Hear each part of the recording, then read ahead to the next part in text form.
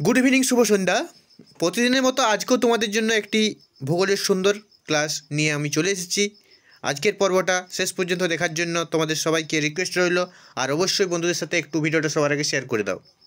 তো আজকে আমরা পড়ব পর্বত নিয়ে। তো পর্বতের সংখ্যা এটা আমাদের জানার খুব প্রয়োজন। সাধারণত 1000 মিটারের বেশি উঁচু আর অনেকটা বিস্তৃত শিলাময় ভূভাগকে পর্বত বলে। পর্বতের মাথায় থাকে অনেকগুলো আকাশছোঁয়া চূড়া বা শৃঙ্গ। এই শৃঙ্গগুলি অনেক সময় সাদা বরফের আবরণে ঢাকা থাকে। কী দিয়ে ঢাকা থাকে? অনেক সময় সাদা বরফের আবরণ দিয়ে ঢাকা থাকে। এই বরফগুলোকে তুষারও বলা হয় অনেক সময়। উৎপত্তি। পর্বত সৃষ্টির কারণ হিসেবে নানান মতবাদ প্রচলিত আছে।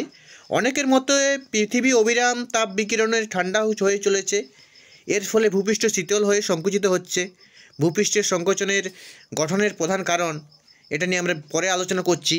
সংকোচনের ফলে যে আলোড়ন বা কম্পন হয় তাকে ভূত্বকের অংশে বসে যায়, আবার ওই অংশ উঁচু হয়ে ওঠে। এর ফলে ভূপৃষ্ঠে ভাঁজের সৃষ্টি হয়। ভাঁজগুলি উঁচু অংশই পর্বত বা মালভূমি। তাই পর্বত বা মালভূমি কি? এক কথায় ভাঁজের উঁচু অংশগুলি। কিসের ভাঁজ? ভূপৃষ্ঠে যে ভাঁজের সৃষ্টি হয়। ঠিক আছে। পরবর্তী দেখো, পর্বতের শ্রেণীবিভাগ। আমরা যদি পর্বতের শ্রেণীবিভাগে আসি, ভঞ্জিল পর্বত বা ভাঁজ পর্বত একটা ভাগ হচ্ছে, আরেকটি ভাগ হচ্ছে স্তূপ পর্বত, আর একটি হচ্ছে আগ্নেয় পর্বত বা সঞ্চয়জাত পর্বত। আর একটি লাস্ট যেটি আমাদের ভাগ রয়েছে সেটি হচ্ছে ক্ষয়জাত পর্বত। এগুলি আমরা প্রতিটি নিয়ে আলোচনা করব।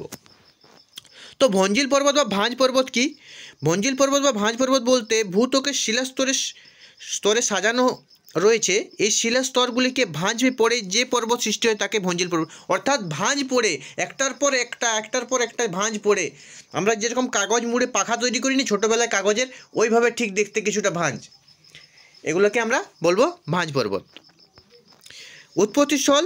ভঞ্জিল পর্বত সৃষ্টির কারণ সম্পর্কে নানান মতবাদ রয়েছে। এর মধ্যে প্রধান দুটি মতবাদ হলো মহিকার তত্ত্ব, আরেকটা হচ্ছে পাশ সন্তান তত্ত্ব বা পাশ সঞ্চালন তত্ত্ব।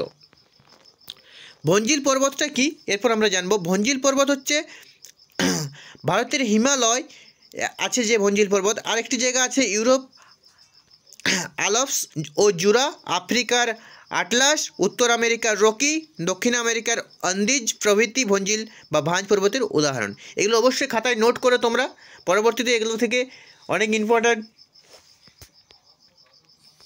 এমসিকিউ আসে।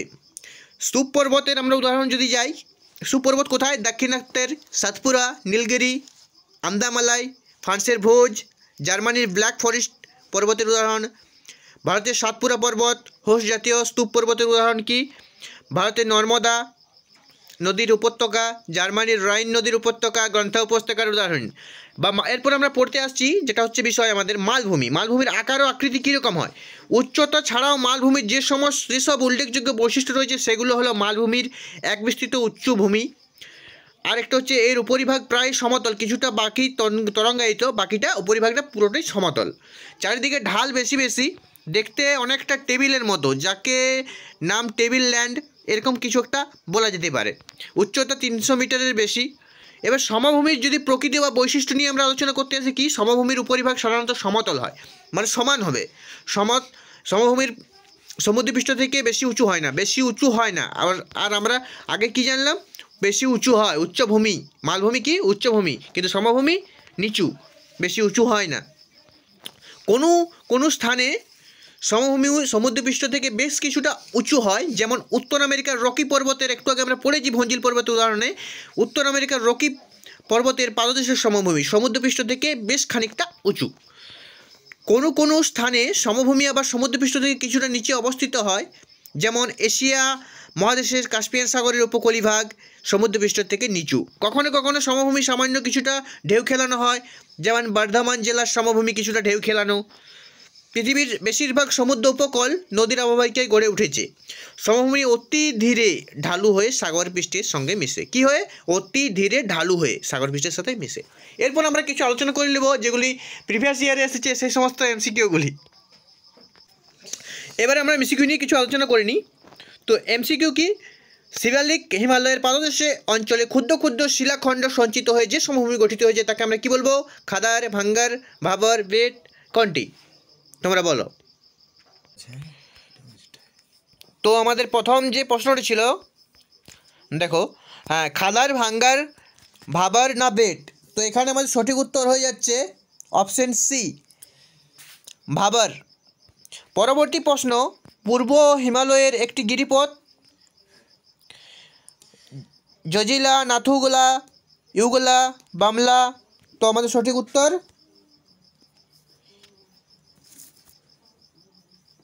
এক মিনিট, হ্যাঁ, তো ইউলা। ভূস্বর্গ নামে পরিচিত, ভূস্বর্গ নামে আমাদের পরিচিত কি? ইম্ফল, কাশ্মীর, দুন উপত্যকা। তোমাদের এখানে সঠিক উত্তর হয়ে যাচ্ছে আমাদের কাশ্মীর উপত্যকা। সিয়াচেনের হিমবাহ যে পর্বতে অবস্থিত তা হলো কারাকোরাম, পীরপঞ্জাল, জাস্কার। তো আমাদের সঠিক উত্তর হয়ে যাচ্ছে পীরপঞ্জাল। পূর্বাঞ্চলের অন্তর্গত হলো হিমাদ্রি, পাটকই, গিরপঞ্জাল, হিমাচল। তো আমাদের এই কোশ্চেনের সঠিক উত্তর হয়ে যাচ্ছে হিমাদ্রি। মিষ্টি জলের হ্রদ কি? চিল্কা, সম্বর, ডান, ভেম্বানাথ। তো মিষ্টি জলের আমাদের হ্রদ কি? মিষ্টি জলের আমাদের হ্রদ হয়ে যাচ্ছে সম্বর। মহারাষ্ট্র উপকূলের অঞ্চলকে কি বলে? মালাবার উপকূল, কঙ্কন উপকূল, করমণ্ডল উপকূল, উত্তর সরকার উপকূল। তো আমাদের মহারাষ্ট্রের উপকূলের অঞ্চলকে কি বলে? আমাদের সঠিক উত্তর হয়ে যাচ্ছে অপশন সি, করমণ্ডল উপকূল। দক্ষিণ ভারতের সর্বোচ্চ পর্বতশৃঙ্গ কি? পরেশনাথ, আরমাকোন্ডা, আনাইমুদি, দোদাবেতা। তো আমাদের সঠিক উত্তর হয়ে যাচ্ছে আনাইমুদি। উচ্চ গঙ্গা সমভূমির নবীন পলি দ্বারা গঠিত অঞ্চলকে কি বলে? ভাবার, ভাঙ্গার, খাদার, তোরাই। তোমাদের সঠিক উত্তর হয়ে যাচ্ছে খাদার। পরবর্তী প্রশ্ন, আরাবল্লী পর্বতের সর্বোচ্চ শৃঙ্গ কি? ধূপগড়, মাউন্ট আবু, গুরু শিখর, গার্গাবুরু। তো তোমরা অবশ্যই এই কোশ্চেনটার উত্তরটা কমেন্ট করে জানাও। আর আমাদের যদি ভিডিওটি ভালো লেগেছে তাহলে চ্যানেলটি অবশ্যই সাবস্ক্রাইব করো এবং একটি লাইক আমাদেরকে করে দাও এবং একটি কমেন্ট আমাদেরকে অনেকটা মোটিভেশন করে, তাই তোমরা অবশ্যই একটি কমেন্ট করে দাও। Thanks for watching.